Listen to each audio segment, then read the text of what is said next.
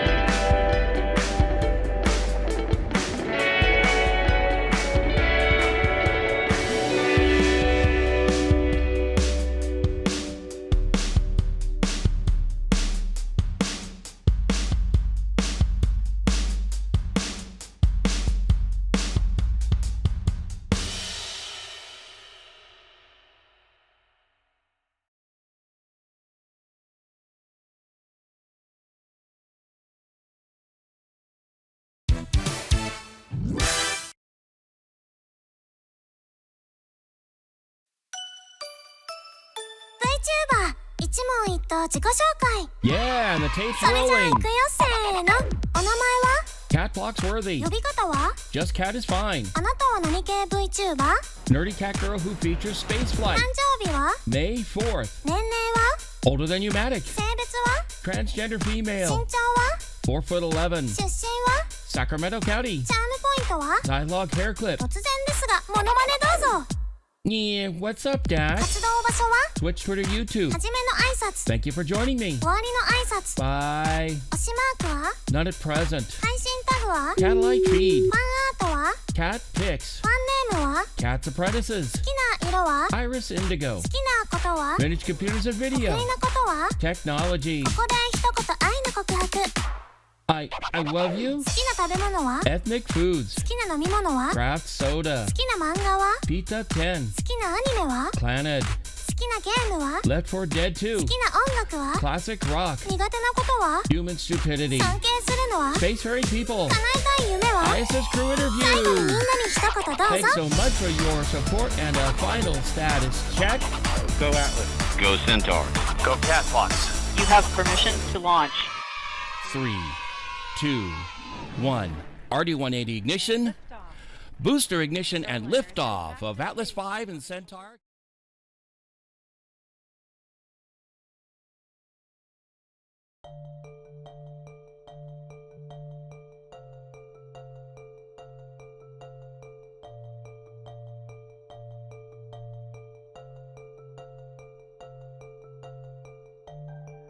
Huh. I guess it does appear that Cat has been noticed. Okay, well, that said, hello everybody and thank you so much for joining me.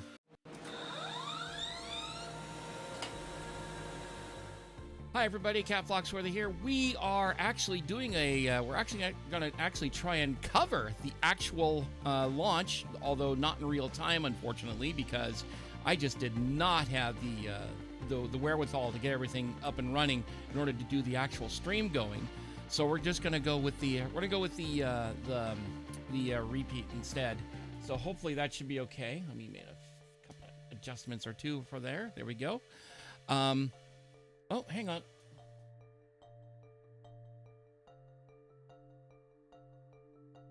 I just saw an auto mod thing happen. I was just thinking if that was okay. Hang on. Oh yeah. Yeah. That's what it is. Yeah. Anyway, basically what's going on is that hey Warhawk, how you doing? Anyway, we are about to go and actually watch the launch of the Atlas V 551 with a Centaur upper stage, and the 551 refers to the number of SRBs connected to the system. Actually, excuse me. Let me do the actual correct order. The first refers to how big the how large the fairing is. In this case, it's a 5-meter fairing. The second refers to the number of solid rocket boosters, or SRBs. In this case, I believe they are Northrop Grumman GEM 63 solid rocket motors. And then the third one, of course, is the number of RL-10s attached to the Centaur stage. And basically what they're getting ready to do is launch the first batch of 27 satellites for the Kuiper constellation aboard the KA-01 mission. And basically what they'll do is they'll usually they'll do a whole bunch of them at a time. Like, for example, for the longest time, SpaceX has been doing Starlink. And more recently, at first it was a Soyuz type vehicle, and then later SpaceX or a I forget which ISRO launched the vehicle that actually did some of the one from OneWeb, and of course nowadays United Launch Alliance or ULA is doing the honors of launching the first bunch of the Kuiper belt, the Kuiper constellation.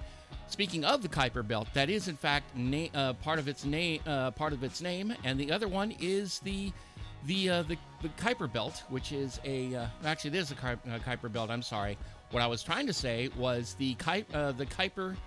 No. I'm sorry. I'm mistaking it for Huygens, which is another equally Dutch named related to various related to astronomy. I'm sorry.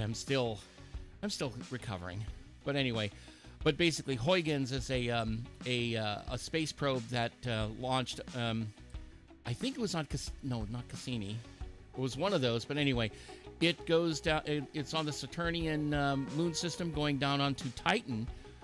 It is the only other moon that has actually been landed on by a man-made vehicle. In this case, it is the Huygens vehicle. And it also not only took pictures, but also took sound as well. So yeah, my apologies. I got my Dutch astronomers got him confused for a minute.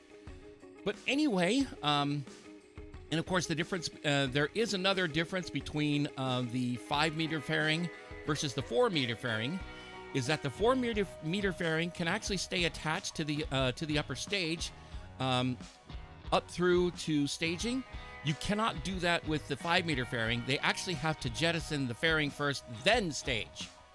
We'll show that in a minute as they get ready to launch the vehicle. And let's see. And with Cassini launched on a Titan variation, if I'm not mistaken. Yeah, that's right. I think it might actually be Cassini now that I think about it, because I believe it is actually. It was let go over Saturn. I don't know if it ever went through the Jovian system. Jovian, of course, having to do with Jupiter.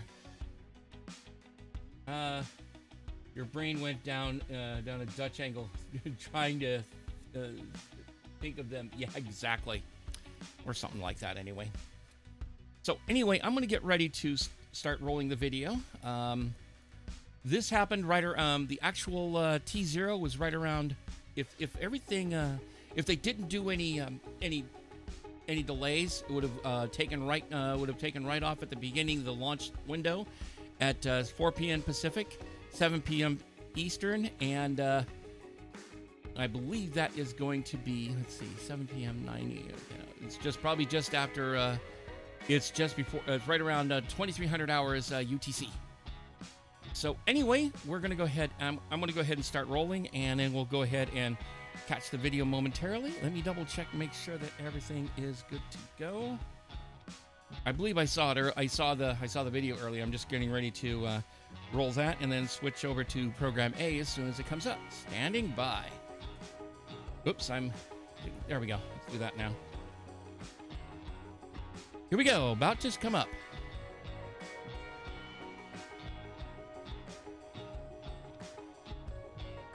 Hang on a sec. I done screwed this up. Hang on. I'll try that. Let's try this again. Hang on. I didn't switch to the... Oops, hang on. I didn't switch to the correct source, but thankfully this is not live. Let's see. Hang on. Oh, yeah, hang on. I need to get back over here. Oops, I got the wrong... There we go. So darn many moving parts and so many things that went crazy. Hang on just a sec here. And I was pressing the wrong button. I was telling it to continue on that. So anyway, let me get back to over here. So, very minor thing. Thanks for sticking with me on this. Stand by. Go ahead and hang on a sec. Make sure I get things rolling at the right spot. All right. Here we go. 3, 2, 1. We have ignition and liftoff of the United Launch Alliance Atlas V And of course, that rocket. is what the 5-meter fairing looks like. It goes over not just the fairing, over not just the payload, but also around the Centaur stage itself. Which is why you have to drop this fairing first, then do the staging process. Good evening and welcome to live coverage of ULA's Atlas V launch of Amazon's inaugural Project Kuiper mission. Okay. I'm Caleb Weiss, a systems engineer at ULA, and I'm joined by Britt Porcelli, a propulsion engineer. I can turn it down. It's great now. to be back here, Britt. Because I actually had the monitoring set up incorrectly last time. During our first attempt due to weather. Yeah, Caleb. Yeah, it's there was a pleasure to be problem here where they with you in could the not booth, launch and for all because of you joining, they had some actually weather reporting from constraints you that they were live having from problems ULA's with. Advanced Space And Flight the, Operations they're Center not going to here at Cape Canaveral they Space may or Force may not Station necessarily in do Florida. an actual built-in halt. Liftoff is scheduled for 7 Built-in p.m. hold, Eastern at excuse the me. opening of today's 2-hour launch window. Launch windows vary by mission and are determined by the payload's destination. Yeah, basically, Today's mission it all is going depends to on low Earth how orbit, far or they're LEO going as up, we and refer in to this it, case, and has I don't know multiple what the orbit exact, insertion opportunities. the So for actual, today's flight, if the rocket and initial payload are insertion ready, altitude and if weather will be, permits but, better than last sometimes what they'll time, do is we they'll expect to have they'll Atlas have a liftoff starter. at 7 They'll have p.m. a starting And place always to nice to have a land 2-hour everything in. window. Sometimes we have much shorter ones, even And then we're instantaneous. seeing one side so where you to see have that two of extra the time, just SRVs in on one case side, and then there are team three is on working the any other. issues today, is really nice to have. And they're saying they're not seeing any issues We'll at be that covering point. It today's looks like it's mission nice through the and start clear. of second stage engine first burn. For additional real-time mission coverage, follow along with our live blog at ulalaunch.com. And all And those if you wires enjoy are basically watching our used to live dissipate a broadcasts, kind of don't static forget to discharge subscribe to that our comes from YouTube the channel for sky. access to future missions, I'm glad, launch highlights, Atlas and isn't on an behind-the-scenes entire rocket content. bastardization Of its roots At like this Delta time, 4. the team is not working any Yeah. issues, and we're proceeding towards a 7 p.m. Even more liftoff. so for Delta Today's 4, mission is Delta dedicated 4 to 3 Heavy. teammates who are no longer with us. Let's hear about their legacies. See what they got. Oh, I see. Today's flight is dedicated to Bob Howard, Pat Murphy, and Scott Connolly. Over 45 years, Bob Howard made his mark supporting numerous teams at Lockheed Martin and ULA. He contributed significantly to optimizing the build and launch of the Atlas and Delta vehicles, along with the development and success of the Vulcan certification launches. Immensely passionate and proud of the work he achieved, his contributions, both in his field and in the lives of those who knew him, will not be forgotten.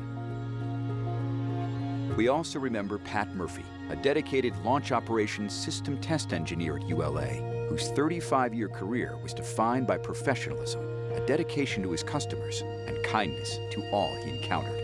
Pat played an instrumental role in the launches he supported and is respected by the customers that sought his guidance for all payload processing operations. He will be greatly missed by all. We also pay tribute to Scott Connolly, whose expertise and dedication played a vital role in the success of the Atlas RD-180 program. Easy to work with, and always knowing the best way to approach challenges during engine integration and launch support, Scott worked diligently to find safe resolutions. His legacy lives on in his contributions within aerospace. And we are taking a live look at Atlas V on the launch pad again. We were talking earlier, Brett, how it's nice to be back here after getting scrubbed for weather during our first attempt.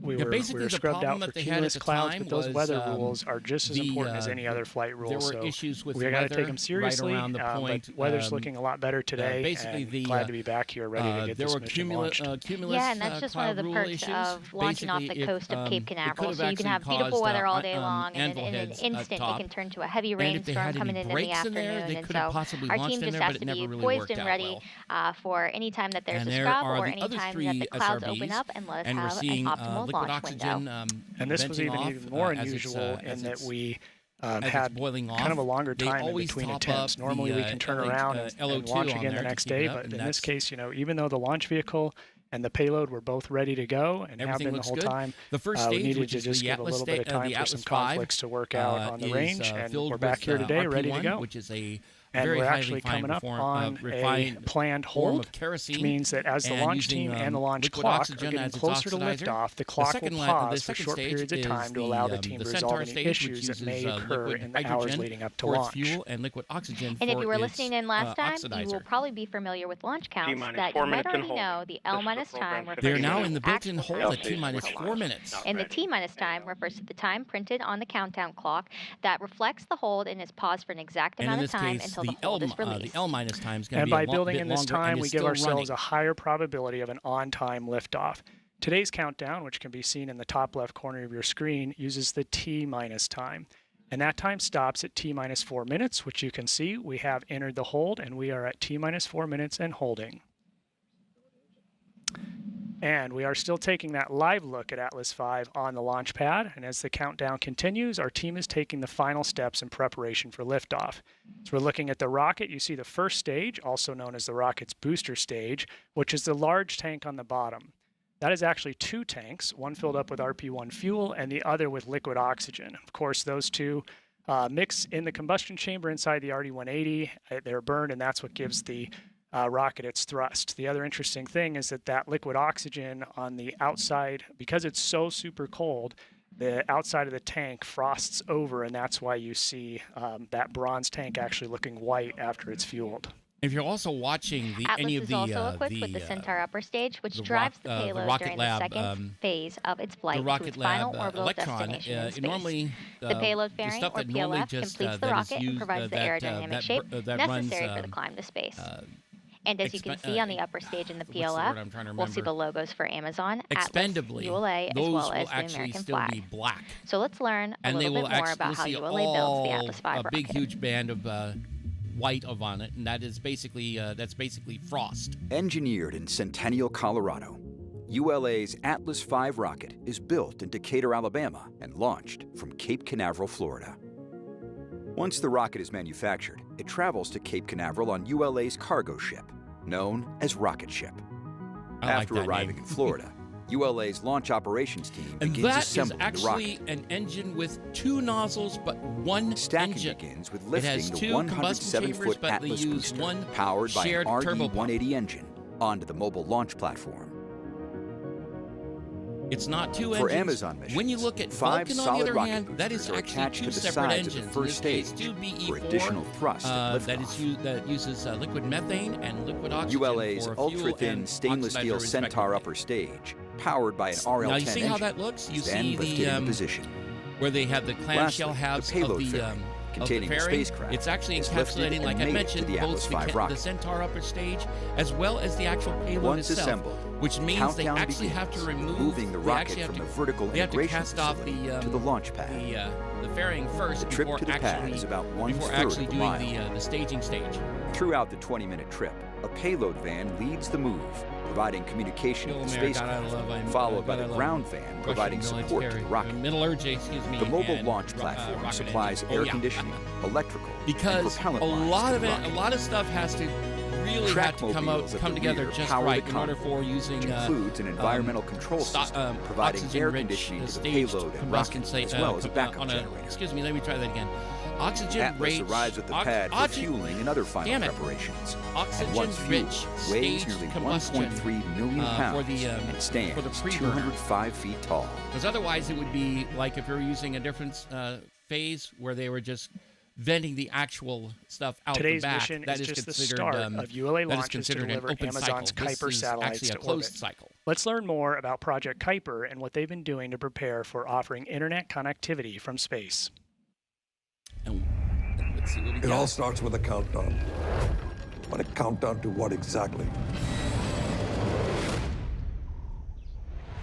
6 years ago, we took on a journey to build the most advanced and the most modern communication system in the world. There are almost 3 billion people that don't have high-speed connectivity. Imagine if they had the ability to be connected just like you and I do, what they could do, what contributions they could make. This mission is ambitious for a truly worthy cause. It's going to impact communities that cannot be reached with fiber, traditional communications. The solution really has to be from space. I'm going to cycle the compression, so I might disappear. You can think of Project Kuiper as a three-part system: the satellite constellation, the customer terminal, and just as critically, the ground network and software that ultimately deliver connectivity. We have set out to design the most advanced satellite network ever built, and we have created the whole thing in-house at Amazon. You need just about every technology area to contribute to build the satellite: the propulsion system, the solar arrays, the silicon, the phased array antennas, the optical inter-satellite links. The team has to be innovative, agile, resilient as we're moving very, very fast. Building, testing, developing in-house has been an extraordinary ingredient. When we first proposed Project Kuiper internally, one of the first questions was, can you produce an affordable customer terminal? We knew that was going to be the linchpin of our system. The big breakthrough for us was combining transmit and receive antennas into a single aperture. No one had ever done this in the Ka band. That let us pack a ton of performance into a really compact, really low-cost design. We're going to build tens of millions of these antennas, and we are well on our way. The design is done. We're now in the factory manufacturing it. Still a bit of an update. We talk about the satellites and constellation, but Kuiper is a satellite constellation being operated as a network across hundreds of ground gateway terminals. One of the things our ground network is spread out all over the world, and each site connects back to AWS. Covering up the logo. We already have a bunch of these sites installed everywhere from Australia to Germany, and more of them are coming online every month. There's a big difference between launching 2 satellites and launching 3,000 satellites. The past couple of years, my team has really been focused on how to achieve scale. Our own dedicated payload processing facility gives us the ability to control our own destiny. We've got the capacity to integrate up to 5 satellites per day and launch 3 simultaneous campaigns. Heavy lift rockets have higher performance, so we can take more satellites to orbit on any given launch. All of our heavy lift launch partners have had a successful first flight, so that's been a pretty exciting thing for us to see because we made those investments years in advance. All of the pieces have come together to support that first launch, and the next one, and the one after that. It might not all go perfectly, but we have an incredible commitment to this project and an incredible team committed to its mission. All roads lead here, a countdown to launch. And with more than 80 missions planned, we're just getting started.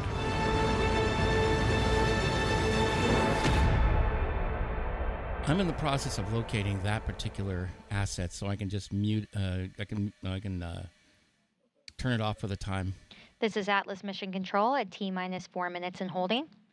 Following liftoff, viewers watching the launch from Florida and points north and east might be able to see the Atlas V in flight.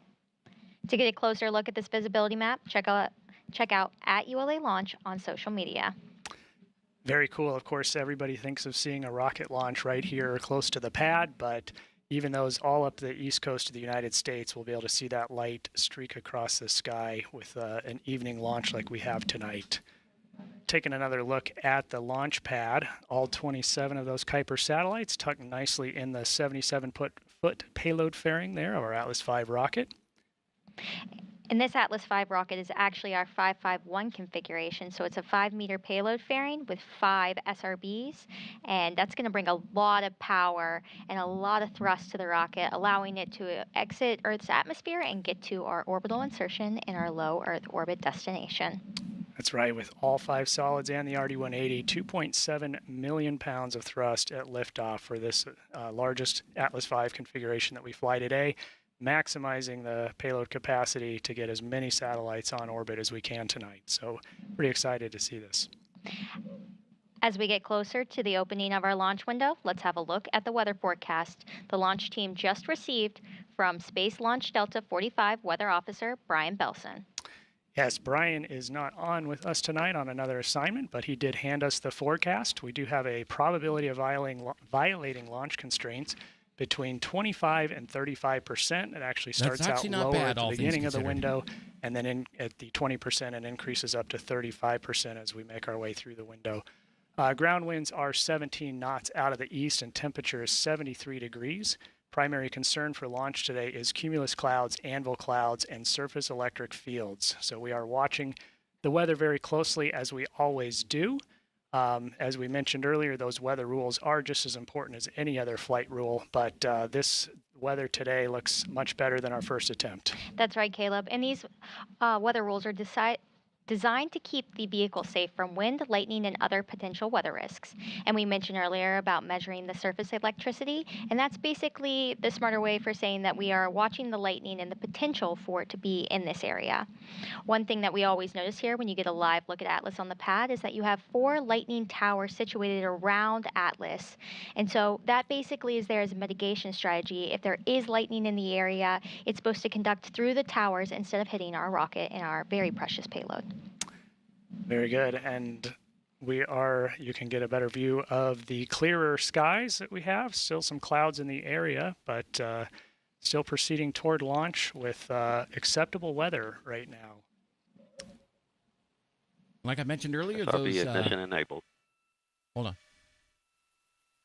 Box 2, verify CISA purge flowing GN2 to the CISA. Verified. OSM, verify the FCO, ROC, and OSM whole fire switches are in the proceed position. Ready to basically proceed. Making sure that everything RLM, is ready verify to red go. line monitor event table are in the correct configuration for terminal count. Verified.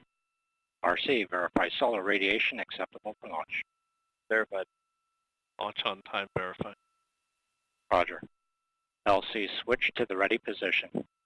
All Actually, steps are complete I'll just prior keep to my, the status check. let's see, hang on. We remain in the planned 15-minute hold as we continue towards liftoff. In a few moments, ULA launch conductor Scott Barney will pull the team for the final go to pick up the launch countdown.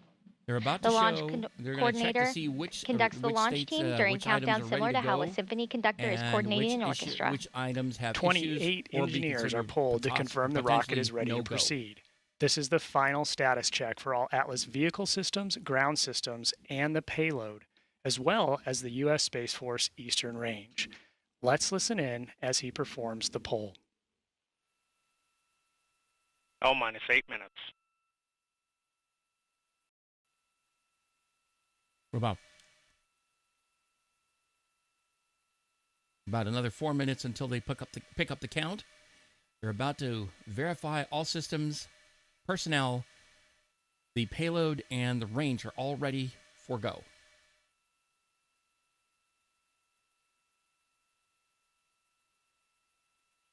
Basically doing a much more detailed just before the pickup of the count at T-minus 4 minutes. With a final generalized right around T-minus 25 seconds, they'll say, go Atlas, go Centaur, go Kuiper, just ahead of launch. When they say GC3, that's actually called GC cubed.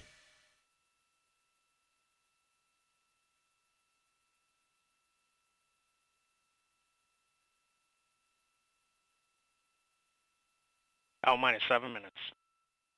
Status check to proceed with terminal count. Atlas systems, propulsion. Go. Hydraulics. Go. Pneumatics. Go. LO2. Go. Water. Go. Centaur systems, propulsion. Go. Pneumatics. Go. LO2. Go. LH2. Go. House gas. Go. Electrical systems, airborne. Go. Ground. Go.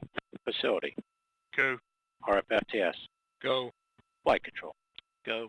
GCQ. Go. Op support. Go. Com. Go. Availables. Go. ECS. Go. Red line monitor. Go. Quality. Go. Op safety manager. Go. ULA safety officer. Go. Vehicle system engineer. Go. Anomaly chief. Go. Range coordinator. Go. Launch director. You have permission to launch. Proceeding with the count.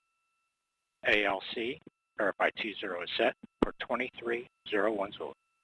Verified. With that, they have called go for launch, about ready to pick up the count And at the team is go for launch. T-minus From now 4 until minutes liftoff, and launch counting. conductor Scott Barney and the launch team will continue reporting the final steps in today's countdown. This includes verifying propellant levels and pressures in the booster and Centaur fuel tanks, as well as arming the ordnance for ignition, separation, and flight termination systems. At T-minus 1 minute, the range confirms it is in a green condition for launch, assuring there are no nearby constraints like boats, planes, or weather, and that all tracking systems are operational. At T-minus 25 seconds, you'll hear Go Atlas, Go Centaur, Go Kuiper. This is the final status check for the rocket and the payload. To dampen the acoustic shock at liftoff, at T-minus 6 seconds, the launch pad's water deluge system activates, followed a few seconds later by the RD-180 booster engine ignition. Then, after seeing Atlas lift off, you'll hear flight commentator Sarah Bailey Glasgow providing the updates as the rocket ascends. Pretty soon they're getting ready to release the hold. So, as you might have noticed, voices playing in the background of this broadcast, that is actually voices being played on our Channel 1 broadcast, which is our internal net system.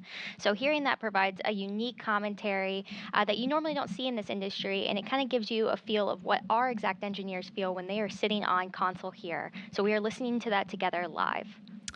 Yeah, very cool to be hearing Channel 1, the launch conductor, as well as the team as we proceed into these final minutes prior to launch. You'll hear them working through all those final steps leading up to the T0, which is now 1 minute past the hour at 7:01 Eastern Time.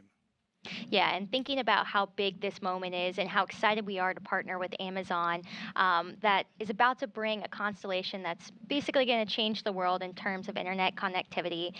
And it's really cool that we're doing this on Atlas, which is the OG of rockets. And Atlas has launched so many unique missions and unique payloads and set so many records in the space industry. So it's really cool to see a payload that's both going to share on Atlas and Vulcan as we ride into this future of ULA together.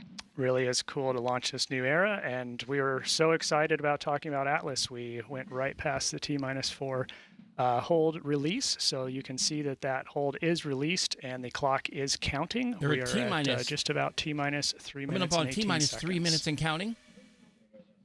Oh, wow, they really blew by it all. After liftoff, ULA's Atlas V rocket will fly northeast from Space Launch Complex 41. Here's a look at today's flight.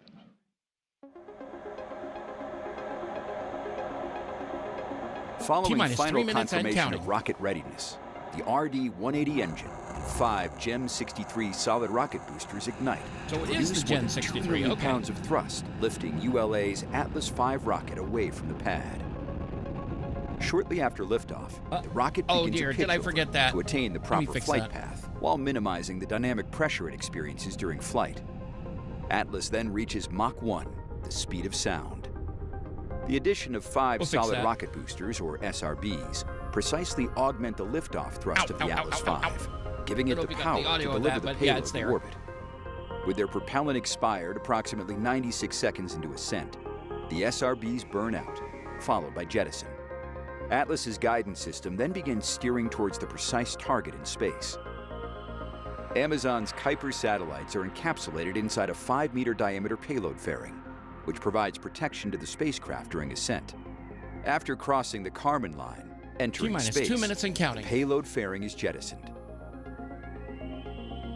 With the majority of propellant expended fighting against the force of gravity, the RD-180 engine shuts down and the booster stage separates.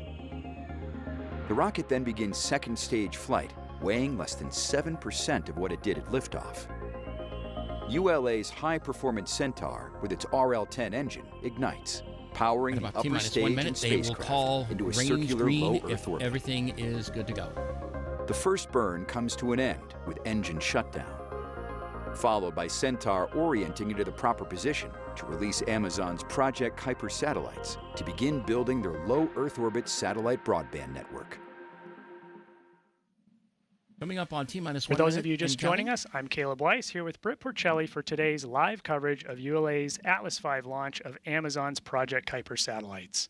At this time, the team is not working any issues, and we're proceeding towards our liftoff at 7:01 p.m. Eastern. Range green.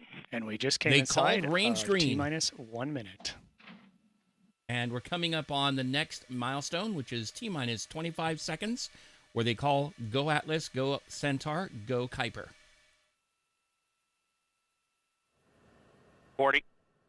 Stable at step 3. Everything looking good so far? No issues being worked. T-minus 30 seconds and counting. 28. Verify ECS reduced for launch.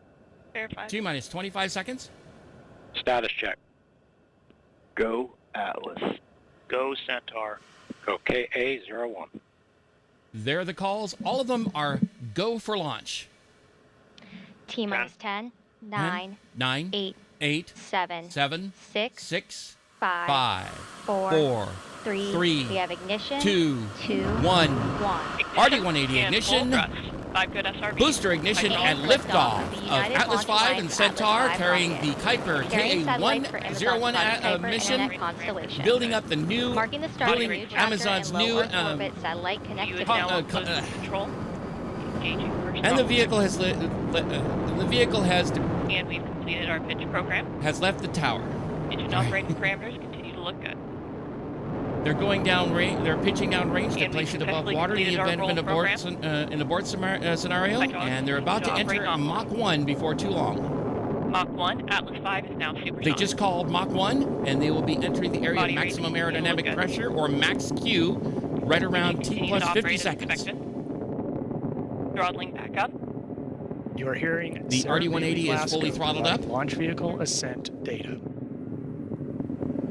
We are now 7 miles in altitude, moving at 1,700 miles an hour. Now passing 1 minute into flight. After about T plus 1 minute, or in about another half a minute, they will expend all the propellants in the SRBs ahead of jettison. SRBs continue to operate nominally. Throttling down, engine continues to burn as expected. They're about to start tailing off, and then at that point they will get ready to jettison the SRBs. Vehicle is now 1/2 of its liftoff weight.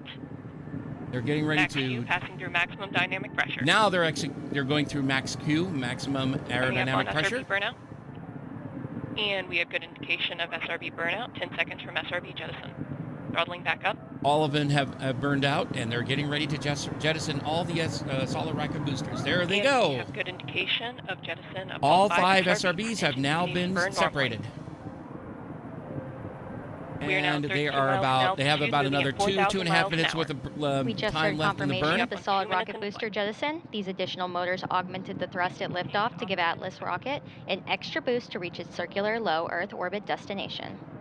These SRBs are called GEM 63s, which stand for graphite epoxy motor, and are 63 inches in diameter. The most obvious difference you'll see between Atlas and Vulcan SRBs is the nose cone shape. Vulcan has a conical nose cone, whereas Atlas has a duckbill or ogive shape.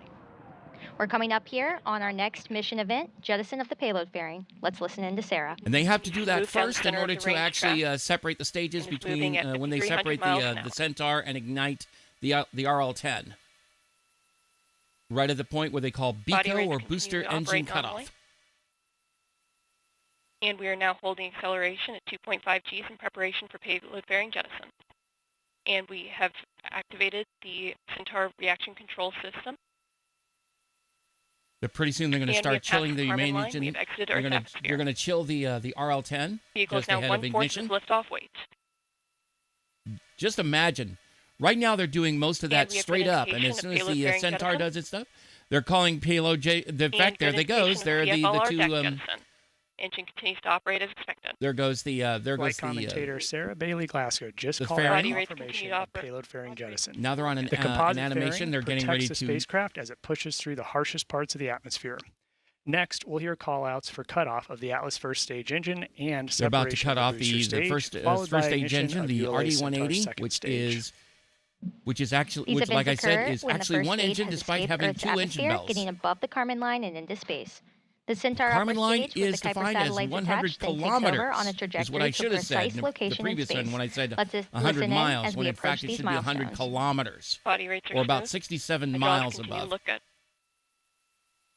30 seconds to BECO. So about half a minute left in the burn, at which point they will shut down the RD-180, at which point they will then detach the Atlas V stage, getting ready to ignite the RL-10 and continue the Centaur stage going further upward. And like I said, we had to get rid of the fairing first because it's encapsulating both We have engine cutoff. We have Bico. And we have good indication. There goes the Atlas V stage detaching and staging. Getting ready to. Now they're on pre-start on the RL-10. And we have start for the of the RL-10. RL-10 is running nominally. Steering has been enabled as expected. The engine is gimbaling. Engines are continuing to operate as expected. And at this stage, they start going. We have inbound. Hey, this is Vicky, Atlas how you Mission doing? Control at T+5 minutes. We just heard flight commentator Sarah Bailey Glasgow confirm the successful completion of today's early milestones. Thank you for the raid. We are watching a replay of the Atlas Centaur launch of the Kuiper KA-01 mission, which is now in the process of building up Amazon's own Atlas V is on its way to orbit to take those 27 Kuiper satellites, for internet access. Really start this very new era similar to SpaceX's Starlink, as well as Eutelsat's OneWeb. And that's what you love to see, Caleb. You love to see a nominal launch, not working any issues, and the weather window work perfectly and open up right for us. I'm going to mute this for myself so I can hear what I'm saying. So as we wrap up today's live coverage, we don't want to say thank you to all of you who have tuned in on today's flight, and remind everybody that for more information about ULA and the Atlas V rocket, please visit ulalaunch.com and subscribe to our ULA Launch YouTube channel. And before we sign off, let's take one last look at today's liftoff. And thank you for the gift sub. T-minus 10, 9. Thank you for the 8, 5 gift subs. 7, and 6. There 5, goes the 4, 3, we have ignition, 2, 1. RD-180 ignition and booster ignition and liftoff of the Atlas V vehicle and Centaur upper stage, carrying the Kuiper KA-01 mission, and the vehicle has cleared the tower, which I finally actually got to say for a change. Engaging first throttle segment. Absolutely beautiful every time it goes up. Our pitch program. Engine operating parameters continue to look good. And we've successfully completed our roll program. And this is actually a replay. If anybody wants to watch, we can actually back up to about the point just before they do the. We're gonna finish the coverage, and then we're gonna go back for just a sec here. And here we go. For those of you who don't know who I am, my name is Katt Phloxworthy. I'm a nerdy, geeky, techie cat girl VTuber out of Sacramento, California, and I love to play a lot of a variety of video games. And on top of that, I like to do technology.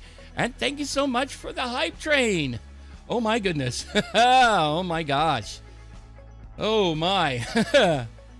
Anyway, what we're watching is the Atlas V Centaur launch of the of Amazon's Kuiper KA-01 mission, which is in the process of getting ready to add the new a whole bunch of satellites, which are very, like I said, very similar to Starlink's Starlink by SpaceX, and as well as Eutelsat's OneWeb, which are low Earth altitude, or LEO, orbiting vehicles that actually allow you to do internet access. Oh my goodness. Yeah, but in any event, basically that gives people the ability to access the internet without necessarily having like a line of having any kind of terrestrial based system, such as say cables or even terrestrial wireless. And for those people, and Vicky, if you need to go grab something to eat or go relax, by all means do so. Of course, as always, you're certainly welcome to check in and enjoy us, enjoy what's going on. Like I said, I'm probably going to rewind and play the video again for those people who didn't get a chance to see it. It actually played live. The L0 the T0 was 4 p.m. Pacific, which was at the very beginning of the launch window, right where they wanted it, and everything worked exactly the way it should. You have to excuse myself. It's been a while since I've done these in real time, and I'm still in the process of getting back to it. So, and thank you so much for all the support, and of course, Vicky, thank you very much for being such a wonderful friend. And before I forget, And more important than anything, let me give you a quick shout out. Hang on.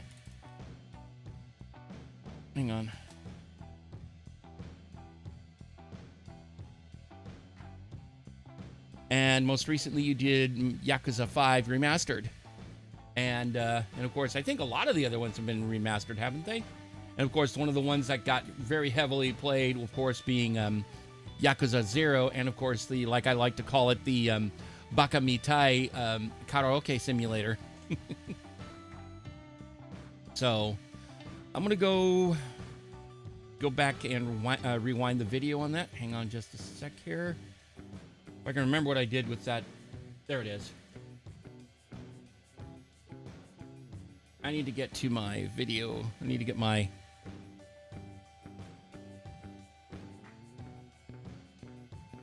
Let's see. Rewind all the way. Roll it, and then we will go ahead and wind it a bit.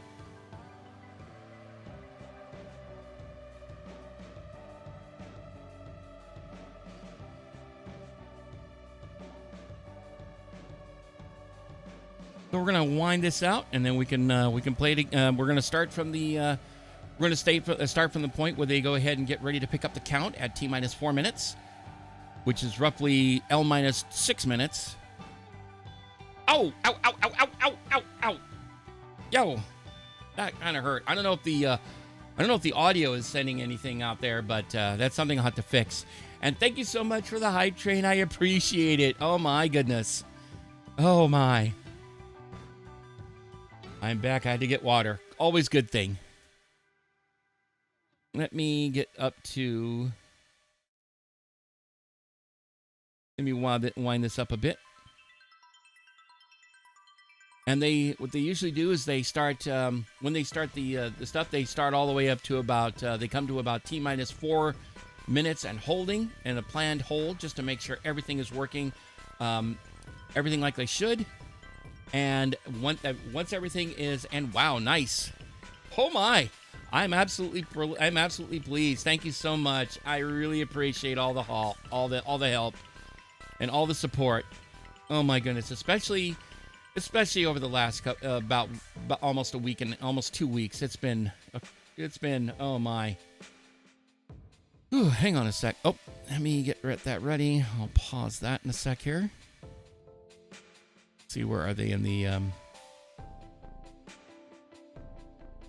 Okay, I see where they're going with that. I'm gonna roll that, and as soon as they get ready to start the video, actually, I'm gonna move to where they get ready to call the where they get ready to hang on a sec here. I'm gonna keep spinning up a bit.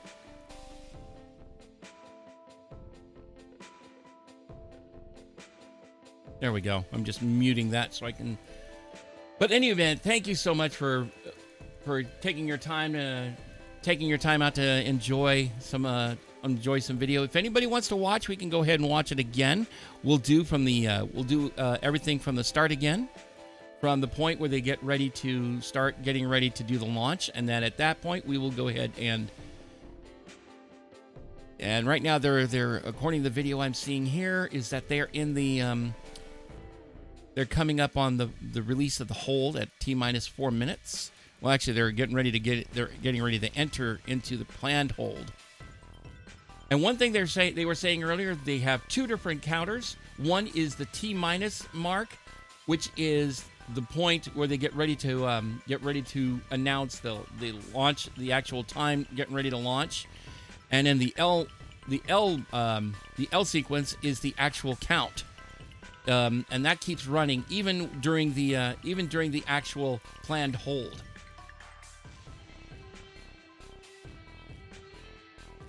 Actually, hang on a sec here.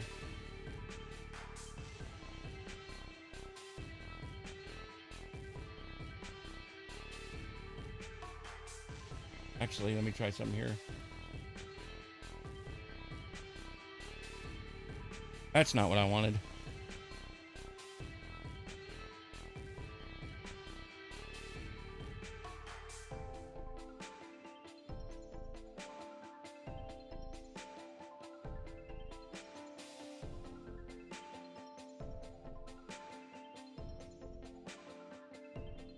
And I keep forgetting to hit the wrong information. Let's see. Let's try that again. Try that again.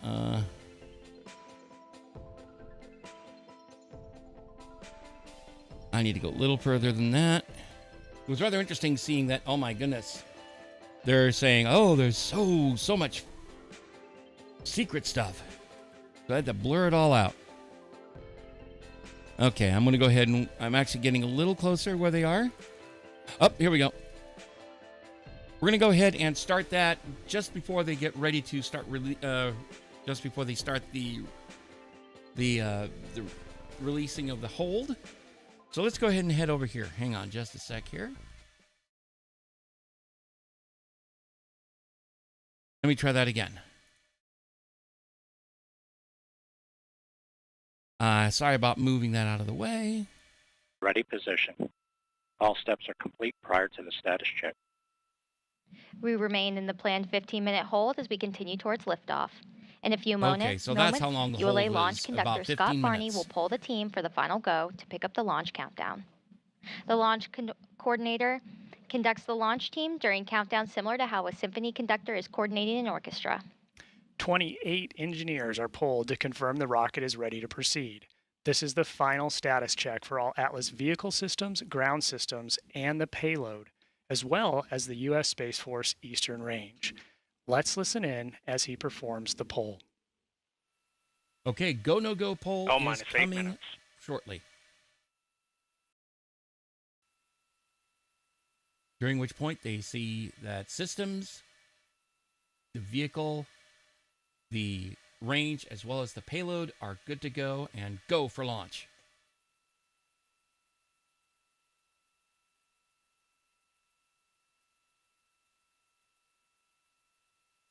So in case anything goes wrong, or like in last time it was a range issue, in this particular case it was weather.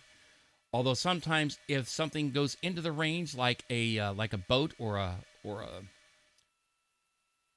any kind of aircraft, that is considered range fouling.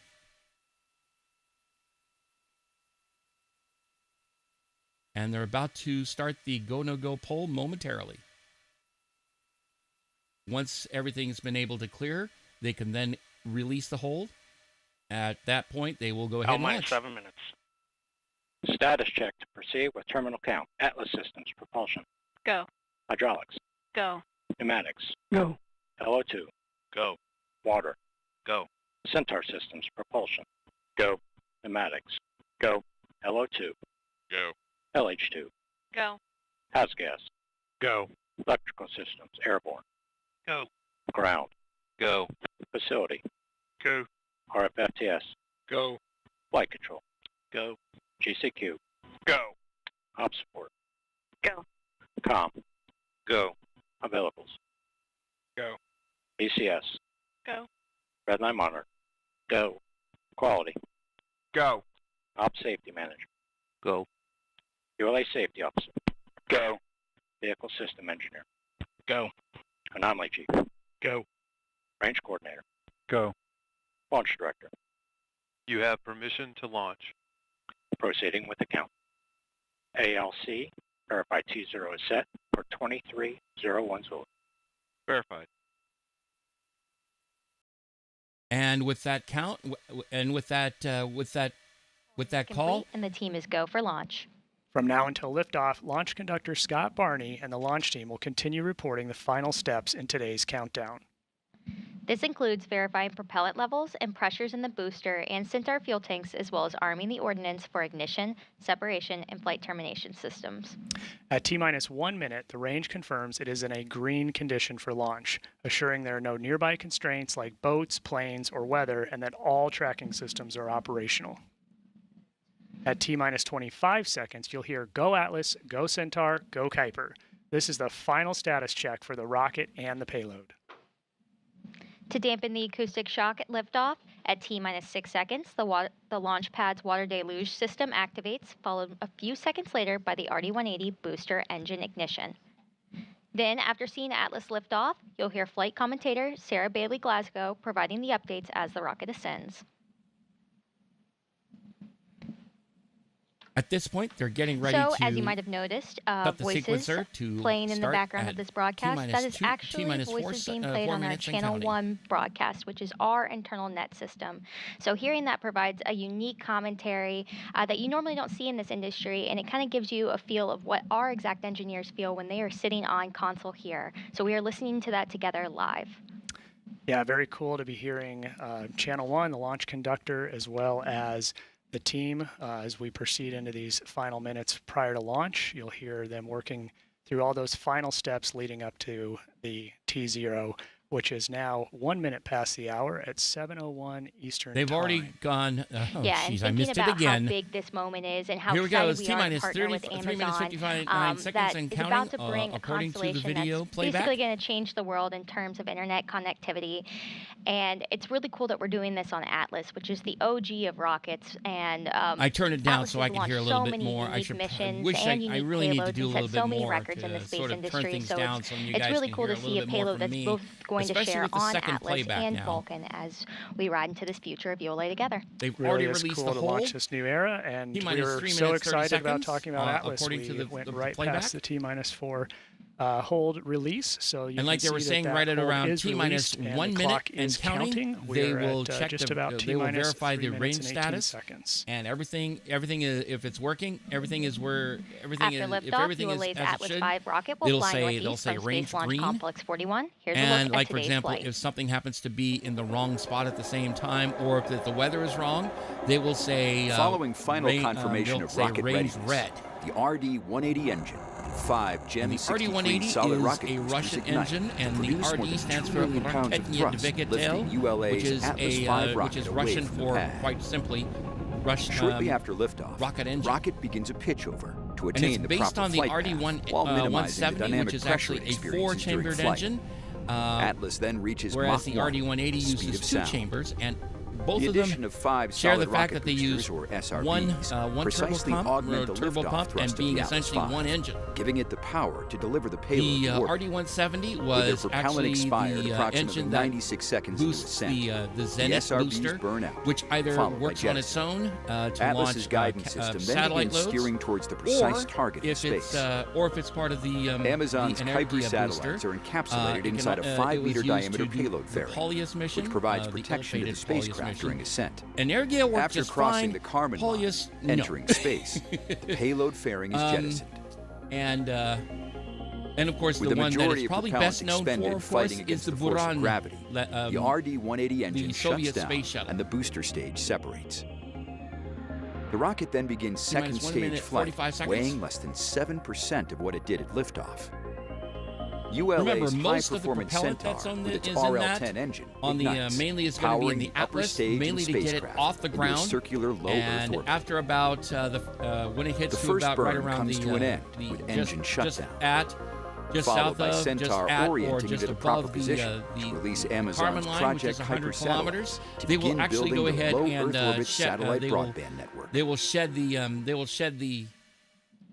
the For those of you just joining us, I'm Caleb Weiss. We're coming here up with on Britt T-minus 1 Vercelli minute for and today's counting. live coverage They will of shed ULA's the Atlas V launch the fairing of just Amazon's before Project they Kuiper satellites. actually stage. At this time, the team is not working any issues. T-minus and we're 1 proceeding minute and towards our counting. liftoff at 7:01 p.m. Eastern. Range green. And we just They came called inside range green. T-minus 1 minute. Which they can actually fly up at the next milestone will be at T-minus 25 seconds, where they will call status readiness of all the vehicle. 40. Stable at step 3. Go Atlas, go Centaur, go Kuiper. T-minus 30 seconds. 28. Verify ECS reduced for launch. T-minus 25 seconds. Status check. Go Atlas. Go Centaur. Go KA-01. The vehicle, range, and payload are all T-minus ready 10, to go. 9, 9, 8, 8, 7, 6, 5, 4, 3, We have 2, ignition. 1. ignition of RD180 and ignition of the and liftoff of the United Launch Alliance SRBs and liftoff of Atlas 5 and Centaur carrying the Kuiper KA-01 mission, marking the start ready to build the next generation of low Earth orbit, and the vehicle has cleared the tower. And we've completed our pitch program. They're now pitching over to place it above water in the event of an abort scenario. And they will be. And we've successfully completed our roll program. It'll be heading to Mach 1 right around T plus 35 seconds. Mach 1. They're calling Mach 1 the actual area of maximum aerodynamic pressure, or max Q. It will probably be right around about a minute and a half. You're hearing Sarah 15 seconds or so. Launch vehicle ascent data. What you're seeing is 3 of the SRBs on one side, and then the other 2 are on the other side. Now passing 1 minute. At about 1 minute and a half, those SRBs will be spent, and they will be jettisoned to lighten the vehicle. Track as expected. Everything is tracking down the range right where it should be. Normally. Throttling down, engine continues to burn as expected. And they're going to have a throttle down event just before the jettison of the vehicle SRBs. Is now 1/2 of its liftoff weight. Max Q passing through maximum dynamic pressure. They're calling max Q the area of maximum aerodynamic pressure as it goes down to the denser portions of the lower atmosphere. SRB jettison. Throttling back up. The RD180 has fully throttled up, and all the SRBs have now jettisoned. All 5 SRBs. Engine continues to burn normally. We are now 32 miles in altitude, moving at 4,000 miles an hour. We just heard confirmation of the solid another rocket booster jettison. Another 30 some odd miles an hour augmented the thrust in and altitude. Liftoff to give Atlas rocket get ready an extra boost to reach its circular low Earth orbit destination. Jettison the lower, These SRBs are called GEM 63s, which stand for graphite epoxy motor, and are 63 inches in diameter. The most obvious difference you'll see between Atlas and Vulcan SRBs is the nose cone shape. We're going to see them. Vulcan has a conical nose cone, whereas Atlas has a duckbill or O-drive shape. The 5-meter We're fairing coming up momentarily. here on our next mission event, jettison of the payload fairing. Let's listen in to Sarah. Continues to move down the center of the range track. They're still calling. They're still calling right down the money, right down the line, and they should be removing the fairing momentarily. And we are now holding acceleration at 2.5 Gs in preparation for payload fairing jettison. And we have activated the Centaur reaction control. About a minute and a half left in the burn. And we have passed the Kármán line. We have exited Earth's atmosphere. They're calling the Kármán line, and that's when they remove they jettison the payload fairing. And we have good indication of payload fairing jettison. In fact, there you go. You can see portions of the payload fairing. Continues to operate as expected. Flight commentator Sarah Bailey Glasgow just called out confirmation of payload fairing jettison. And we now have an animation of the Atlas 5 still burning. The RD180 is still burning. Next, we'll hear call-outs for cutoff of the Atlas first stage engine and separation and then of we'll the see booster the stage, as soon as the after BICO booster engine cutoff, at which point they will separate from the atmosphere, getting above the Kármán line and into space. The Centaur upper followed stage by with the Kuiper ignition satellite of the detached RL-10 takes on the over second on a stage. trajectory to a precise location in space. Let's just listen in as we approach these milestones. Body rates are smooth. Hydraulics continue to look good. 30 Coming seconds. up on BICO soon. Boost phase chill down in progress. Temperatures are operating as expected. They're now chilling down the RL-10 in advance of the ignition. PU has gone to open loop control as expected. They're conditioning the RL-10 for thermal conditioning. Coming up on BICO. And we've completed boost phase chill down as expected. The vehicle is ready for the RL-10 is ready for ignition. And we have good indication of booster engine cutoff. They're calling BICO. We're about to detach the Atlas 5. We have good indication. There's the RL-10 about ready to ignite. On fuel and locks, good staging. They now have they're on pre-start on the RL-10. Ignition and full. And then we have ignition RL-10 of the RL-10, and they're getting ready to. They're about ready to stay. They're about ready to steer. Steering has been enabled for a precise location. They're now gimbaling the RL-10. Engines are continuing to operate as expected.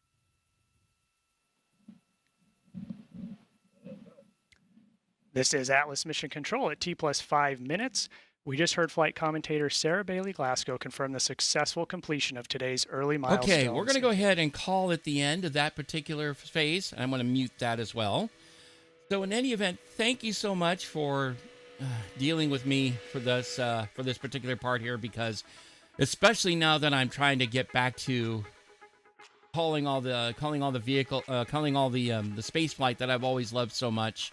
Unfortunately, I'm not going to be doing nearly as much for various reasons I will not go into here. But in any event, thank you so much for joining me. Let me see if we have anybody who might be about on YouTube. No, not YouTube, excuse me, Twitch. See what we got.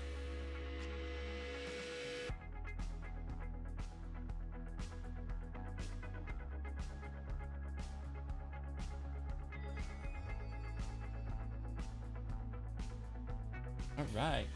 And thanks, Red Blue Fire, for coming on. As always, I appreciate it. Oh, my. Been an interesting... Oh, my God. I can't even speak right the way I did, like I normally would. I'm still trying to... But, hey, I try. I do my best, and I love what I do.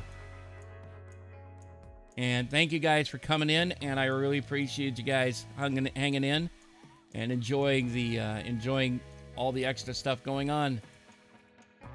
Hang on a sec here.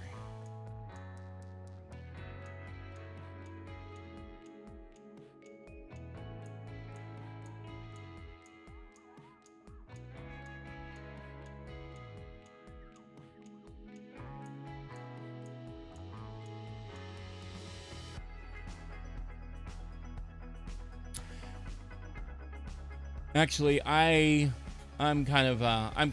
actually kind of tired right at this point. I'm just going to go ahead and call it the end of the stream. I really am sorry. I just need to... oh my goodness, that took a bit more than I was anticipating. So, but in any event, thank you so much. Thank you so much for joining me, and enjoying the video, and enjoying space flight like I always do. And let me hang on a sec here. I'm sorry. I'm just making sure everything is set up correctly. So any event, I'm going to wait. I'm going to say thank you so much for joining me. And until then, I will see you next time. And I hope you have a great one. Thank you. And I'll talk to you soon. Bye.